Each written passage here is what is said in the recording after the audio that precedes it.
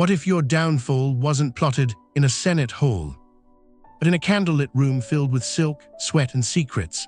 Picture a Roman villa on the Palatine Hill, sometime after midnight. The air is thick with the scent of spiced wine and perfumed oil.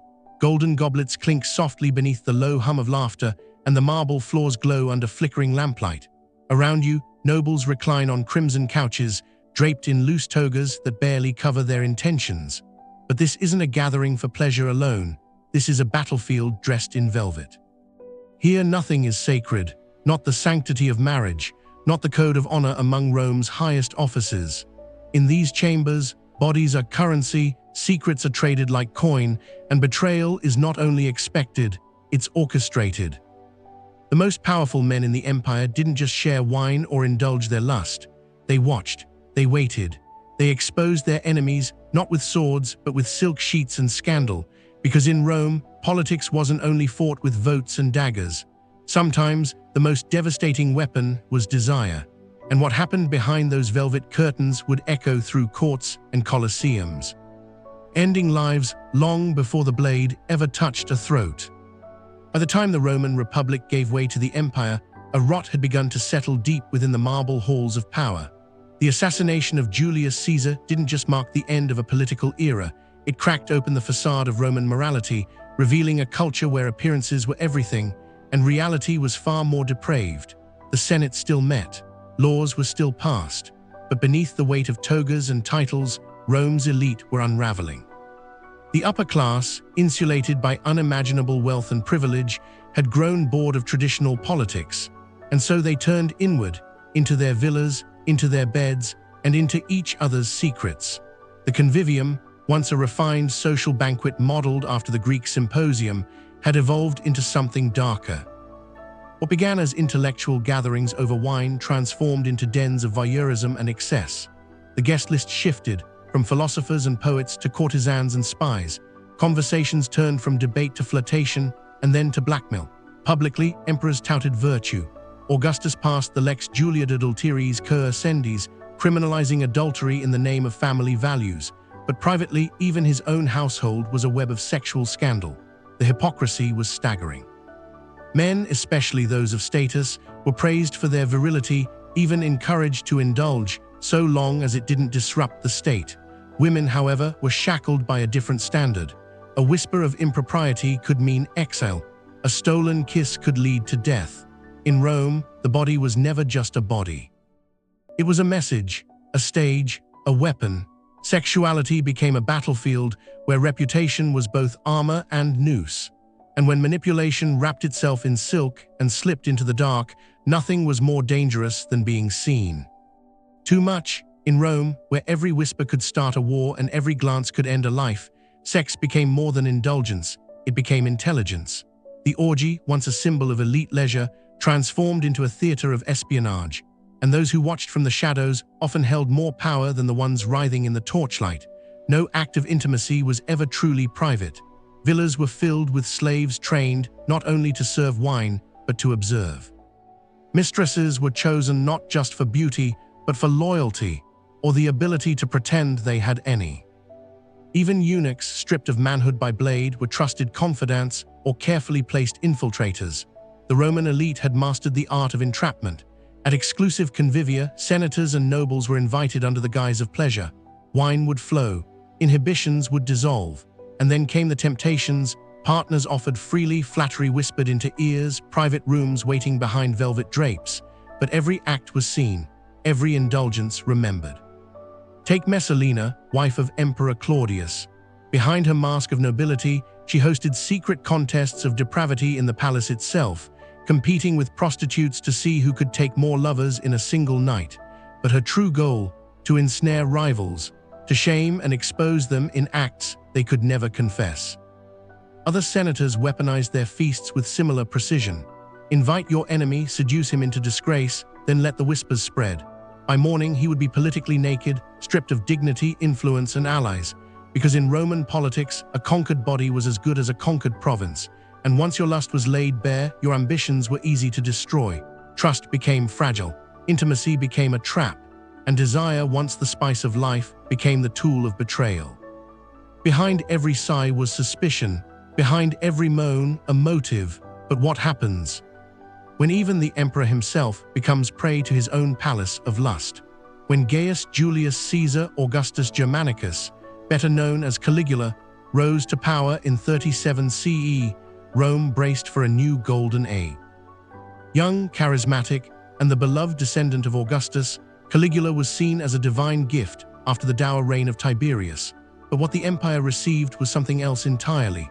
Caligula's reign descended quickly into a nightmare of unchecked power and sexual tyranny. What began as eccentricity soon revealed itself to be something darker, more unhinged, a calculated obsession with public degradation. For Caligula, orgies were not private affairs, they were performances. And every performance needed an audience. At the heart of his twisted rule was a singular weapon: shame. He summoned senators' wives and daughters to his palace and forced them to perform in erotic rituals, sometimes before their husbands, sometimes before the court. What was once whispered behind brocade curtains became a state spectacle. The emperor would then boast about his conquests in the Senate, describing in vulgar detail what had occurred the night before, not as jokes, as declarations of dominance. He didn't need assassins, he used bedsheets and whispers. One senator, Suetonius tells us, was forced to watch as Caligula slept with his wife and then asked how she performed, mocking her as he mocked the man's honor. Another nobleman's sister was displayed nude before the court for failing to pay her dues in silence. Caligula's orgies weren't for pleasure. They were designed to emasculate, to break men not with steel, but with humiliation. Where the sword ended a life, his lust erased legacy.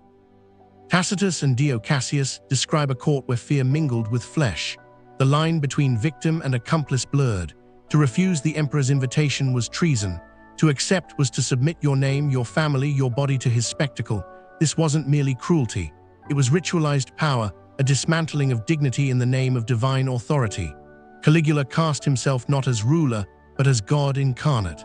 And to defy him in body or mind was to deny the very heavens. The Roman court became a haunted theater.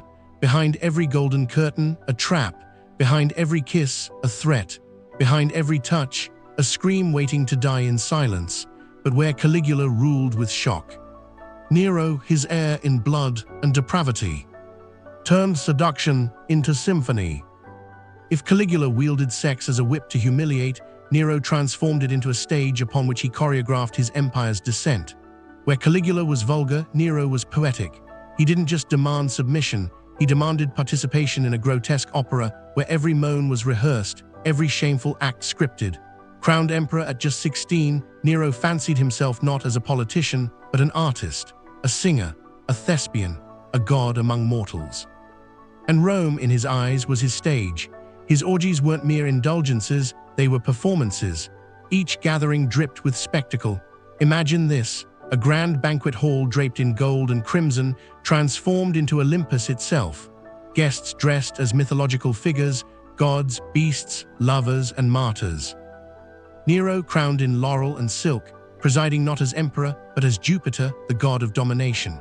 At one such event, Nero famously married his male slave Sporus after having the boy castrated. A full ceremony was held. The court watched as Nero veiled himself as a bride, kissed the groom, and consummated the union before an audience. Later, he reversed the roles and had Sporus act as his wife, parading him in women's clothing through Rome's streets. But it didn't stop there. Nero held marriage games where senators were ordered to role-play, sometimes as women, sometimes as gods, forced into sexual acts for the entertainment of their emperor. Servants were turned into beasts, nobles into whores. No rank, no dignity, no law could shield you from Nero's twisted imagination. Rumors swirled of crucifixion orgies where pleasure and punishment merged. Prisoners were bound and used for show. Pain and ecstasy became indistinguishable. The palace walls, it was said, echoed with music and screams. These were not orgies. They were ritual humiliations wrapped in satin and firelight. The emotional cost was staggering. To be summoned was to be tested. Submission meant loyalty. Refusal meant disgrace or worse, death. In Nero's world, identity fractured, gender dissolved. Morality twisted until no one knew what lines remained. Everything was theater. Every action, a symbol, every gasp, a note in his symphony of control. Historians such as Tacitus and Suetonius recoiled at what they recorded. Yet even they knew these events weren't the perversions of a madman alone. They were the blueprint of an empire devouring itself through performance. Nero's Rome wasn't burning from rebellion. It was stripping itself bare, one performance at a time. Behind the golden curtains and perfumed halls of Rome's orgiastic rituals lay a trail of broken lives, discarded like wine-stained linens once the pleasure had passed. The empire's descent into erotic theater did not merely tarnish reputations. It destroyed people, body, mind, and soul. While emperors reveled in dominance and elites jockeyed for influence, countless victims were pulled into the vortex. Young slaves, some barely out of childhood, were trained not for labor, but for submission. Foreign captives, women brought from conquered provinces, were dressed in jewels and silks, only to be offered as entertainment at the whim of a senator's appetite. Their pain was masked with makeup, their silence bought with fear. Even Roman citizens were not spared. Noble-born were not immune to disgrace. Elite wives, once honored as matriarchs, found themselves forced into public acts of humiliation. To refuse the emperor's invitation could be interpreted as treason. To accept meant sacrificing honor for survival. And still, many did not survive at all. One of the most heartbreaking examples is that of Julia the Elder, daughter of Augustus. Accused of adultery, her punishment was exile, a death sentence in slow motion. Her lovers, executed. Her name erased from the walls of Rome. She had not orchestrated orgies, she had merely been seen too much. The contrast was glaring. Emperors bathed in sin, while women were drowned in shame. The emotional toll cannot be overstated. Shame, in Roman society, was worse than death. Dignity was everything. And these so-called pleasure rituals were designed to strip it away, not just from individuals, but from entire families, generations. A scandal didn't end with the act, it echoed through bloodlines. Suicides became a quiet epidemic. Wives who could not bear the disgrace, servants who had seen too much, senators who lost everything to a single night they couldn't forget. Yet Rome kept dancing, the wine kept flowing, and the flames kept licking at the edge of decency. Because in Rome, bodies were no longer sacred. They were currency, tools, proof of loyalty, or convenient sacrifices. Behind every whispered pleasure was a scream swallowed by fear. Behind every laugh, a silence that lingered long after the guests had gone. And eventually, even Rome, golden, mighty, ruthless, could not survive its own lust. In the shadow of marble pillars and beneath the glow of golden chandeliers, the Roman elite turned their deepest urges into their deadliest weapons. What appeared to be indulgence was, in truth, strategy, calculated, merciless, and precise. Orgies were not distractions. They were traps, performances, public executions without blood. Behind every curtain, a scheme unfolded. Behind every smile, a betrayal was brewing.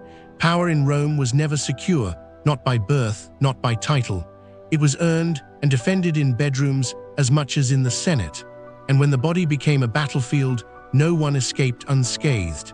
The empire's greatest men fell not by sword or rebellion, but by scandal, by whispers, by secrets too shameful to survive the light. Rome may have ruled the world, but in the end, it was its own desires that ruled Rome. So ask yourself, if empires fall not from the clash of armies, but from the collapse of morals, if greatness can rot not in war, but in lust, then what happens to a civilization when pleasure becomes its politics and desire its death sentence? Which of these twisted tales from Rome shocked you the most? Let us know in the comments below.